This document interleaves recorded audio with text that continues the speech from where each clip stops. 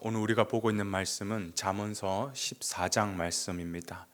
우리는 계속해서 의인과 악인들을 대조하면서 그들의 삶의 열매가 어떻게 되며 또 그들은 각각 하나님께서 어떻게 평가하시는지 지금 계속해서 보고 있습니다. 오늘 역시 다양한 주제로 그 악인과 의인에 대한 그 내용들이 나와 있는데요.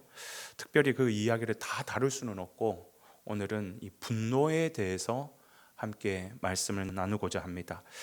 사람이 기본적으로 가지고 있는 감정을 우리는 네 가지로 나누어서 희노애락이라고 표현하죠. 이게 사람이라면 근본적으로 다 가지고 있는 감정일 것입니다. 그래서 우리가 자연스럽게 기쁨을 느끼는 것처럼 분노라고 하는 것도 자연스럽게 느끼고 또 바라게 되는 것입니다. 특히 성도라고 한다면 이런 생각을 가지고 있어요. 성도가 분노하는 것이 맞을까? 거룩한 성도가 어떻게 감히 분노할 수 있어? 뭐든지 분노를 느끼고 분노를 표출하는 것을 다 죄된 것으로 표현하고, 그래서 안 돼, 이건 하나님 기뻐하는 게 아니야 하고 그냥 참기만 하는데, 그게 성경적인가? 오늘 성경은 그렇게 얘기하고 있지 않습니다. 먼저 성경은 우리에게 이 노하기를 더디하라라고 얘기하고 있습니다. 이 말은 노하는 것은 죄다, 노하면 무조건 잘못이다, 하나님 기뻐하지 않는다, 이게 아니라 더디한다라는 것은 속도를 늦춘다라는 말이잖아요. 더디하라는 이 말이 오늘 본문 17절에 나오죠. 노하기를 속히 하는 자는 어리석은 일을 행하고, 이렇게 얘기합니다. 그리고 오늘 보면 29절에도 이렇게 표현하죠. 노하기를 더디하는 자는 크게 명철한데, 근데 마음이 조급한 자, 이것도 시간적인 문제예요. 그 감정이 들자마자 바로 조급하게 노를 바라는 사람은 어리석음을 나타내느니라 라고 얘기를 하고 있습니다. 오늘 성경은 노하는 것 자체가 문제다, 노하면 무조건 하나님 심판하신다, 이게 아니라 오늘 잠언서 지혜의 성경은 우리에게 뭐라고 얘기하냐면, 노하더라도 잠깐, 지금 당장 노하지 말고 좀 천천히 그것을 드러내라라는 겁니다. 오늘 본문에 나오는 이 더디한다라는 이 말의 히브리어 원어적 문자적 의미는 뭐냐면 콧구멍이 길다라는 의미를 갖고 있어요. 콧구멍이 길다. 여러분 혹시 이렇게 만화 영화 보면 막 화가 나가지고 어쩔 줄 몰라 하는 사람이 콧바람이 씩씩 나오는 그런 거 보셨죠, 그죠? 히브리적 사고는 사람이 화가 나는 어떤 그거를 더디하는 표현을 콧구멍이 길다 이렇게 표현하고 있어요. 그만큼 콧바람이 나오는데 시간이 더 걸린다라는 거겠죠, 그죠? 이 속도와 관련된 표현이라는 것입니다. 그러니까 분노를 낼 때 사람에게 가장 문제가 되는 게 뭐냐면, 항상 늘 문제가 되는 건데, 분노 그 자체가 아니에요. 분노는 사람이 가질 수 있는 자연스러운 감정입니다. 그러나 분노 자체가 문제라기보다는 조급함이 문제인 거죠. 그 마음이 들자마자 바로 그냥 쏟아내는 거, 그게 문제라는 것입니다. 감정이라고 하는 것은 마치 흙탕물에 그 뿌옇게 일어나는 그런 부유물과 같은 거예요.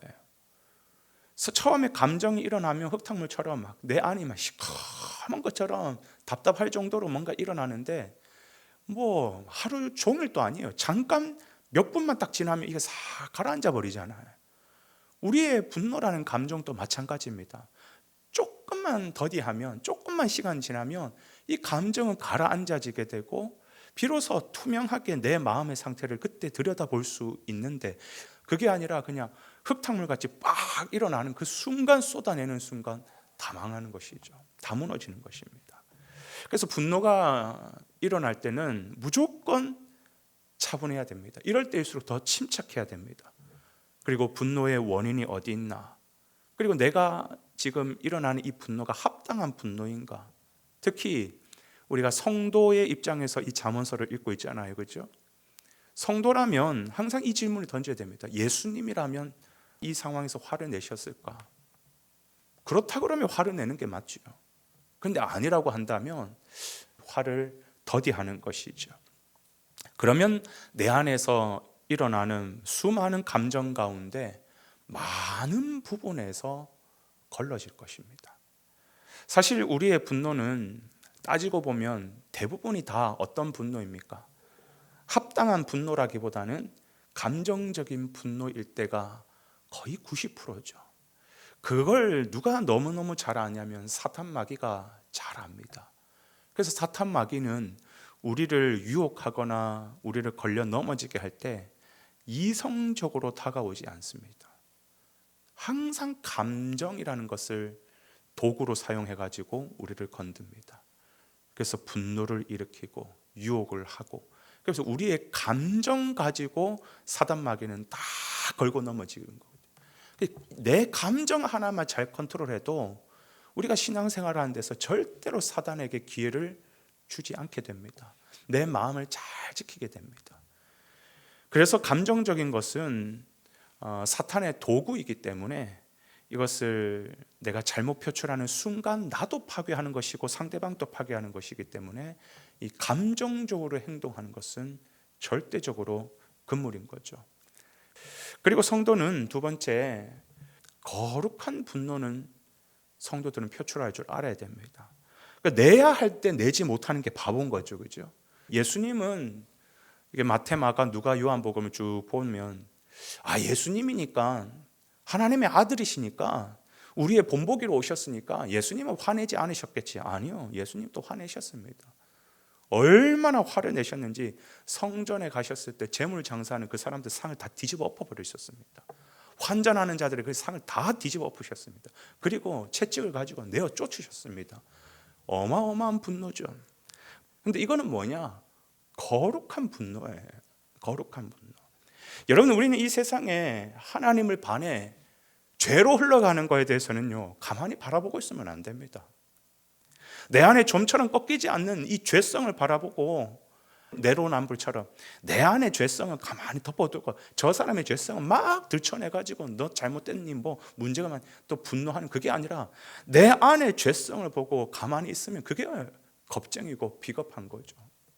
여러분, 사도 바울이 그렇게 자기를 보면서 탄식하잖아요. 내 안에서도 이 어찌할 수 없는 이 죄성, 오늘 또 사단마귀 앞에서 기회를 줘서 사단마귀의 밥이 되어버린 내 오늘 처참한 모습, 이걸 가지고 너무너무 분노하는 거예요. 하나님, 내가 정말 하나님의 사람인데 또 마귀한테 졌습니다. 오호라 공고한 자로다. 이 사망의 몸에서 누가 나를 건져내라 하면서 자기 스스로에게 탄식하는 모습이 나오잖아요. 여러분, 우리가 진짜 분노해야 될 것은 뭐냐면 사단 마귀에 대해서 분노해야 되는 거예요. 사단 마귀가 나를 걸려 넘어지게 했던 그 부분에 대해서 분노해야 돼요. 참지 않아야 돼요. 어제 내가 그걸 넘어졌으면 오늘은 반드시 내가 사단 마귀에서 승리하리라. 오늘은 절대로 사단 마귀에게 내 감정을 기회로 줘서 내가 끌려다니지 않으리라. 오늘은 반드시 성령 충만함으로 저 사단을 이기리라. 우리 안에 있는 이 사단의 역사에 대해서, 사단에게 기회를 빼앗기는 것에 대해서 분노할 줄 알아야 되고, 뿐만 아니라 이 세상이 하나님을 반하여서 죄로 향하여 치닫는 그 부분에 대해서, 그러니까 성도는 이 국회에서 법을 만드는 그 부분에 대해서 우리는 민감하게 바라볼 줄 알아요. 이게 성경적이냐? 성경적이지 않다면 세상 앞에서도 이건 아니라고 외칠 줄 알아야 되는 것이죠. 다른 사람의 죄에 대해서 누군가의 험에 대해서는 막 험담하고 들춰내고 그러면서 분노하고 막 고성을 지르고 심지어 교회 안에서도 고성을 지르고 그러는데 세상 앞에서는 한마디도 하지도 못하고 자기 안에 이 죄성에 대해서는 한마디도 하지 못하고, 그건 정말 하나님 앞에 부끄러운 모습이죠. 사랑하는 여러분, 사단 마귀는 반드시 오늘 여러분들에게 다가가서 감정선을 흔들면서 유혹할 것입니다.